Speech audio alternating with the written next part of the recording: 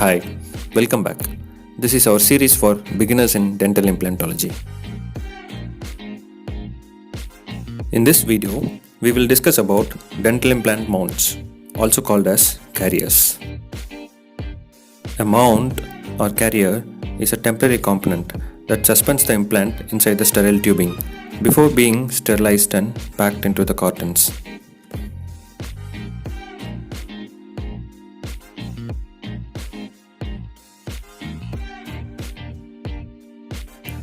The primary function of an implant mount is to transfer the torque from a ratchet, surgical driver, or a counterangle handpiece onto the implant. Torque is nothing but a rotational force that turns the implant and drives it deep into the osteotomy site. However, that is not the only function, and implant mounts are usually designed to be multifunctional. They can function like a variety of implant components. Let's see them one by one. First example. The component on the right is an implant mount and the component on the left is an impression coping. On close observation, we could notice that the bottom portion of both the components look alike. Thus, in this case, the implant mount is capable of functioning like an impression coping. Second example. The same type of implant mount that we saw in the previous example can actually be used like a temporary abutment after cutting off the square-shaped head on the top portion. A screw-retained acrylic crown could then be fabricated from this modified mount.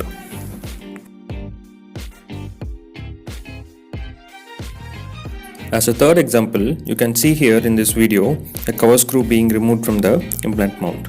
Thus, the implant mount can also act like a carrier for cover screws. The same type of implant mount from previous example has an analog of internal geometry of the implant on its hexagonal head. This can act like a holder for attaching the final or temporary abutment when they require some adjustments.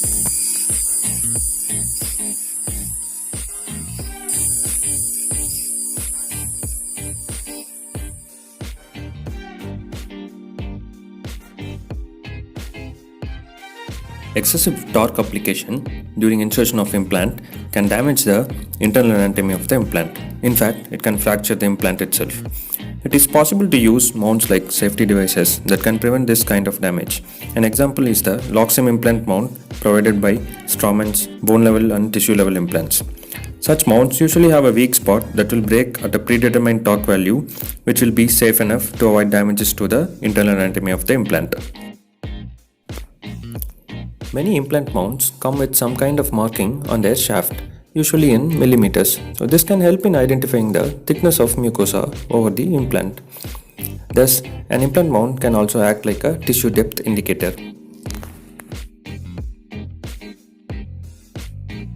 Sometimes, when implant mounts are thinner, they can be used like paralleling pins. Look at this example.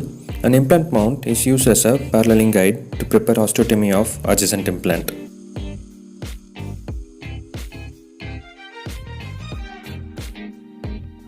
Last but not least, implant mounts can also be used as scan bodies for optical impressions. There are different ways in which an implant mount can be connected to the implants.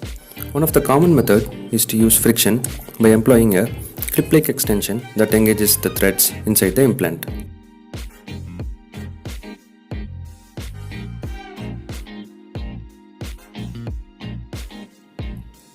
The second common method is to use a screw, which is similar to the abutment screw. Thus, when a screwable mount is provided, it is usually designed to act like an impression coping and also like an abutment.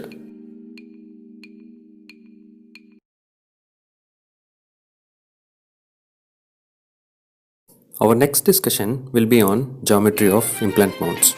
An implant mount usually has one or two polygonal interfaces, an external interface and an internal interface. The external interface is used for engaging a ratchet and the internal interface is used for engaging a implant driver. The most common type of polygons that are used include a square and a hexagon.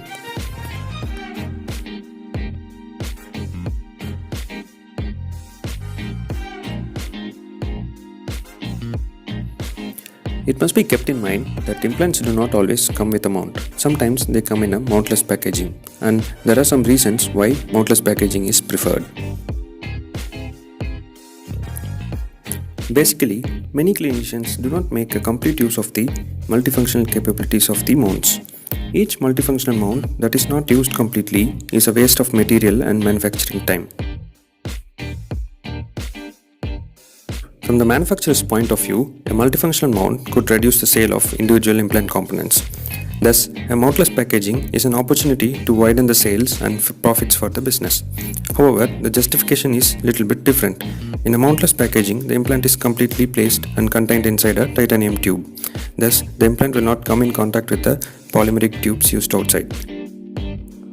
And it is believed that this prevents contamination of the implant surface.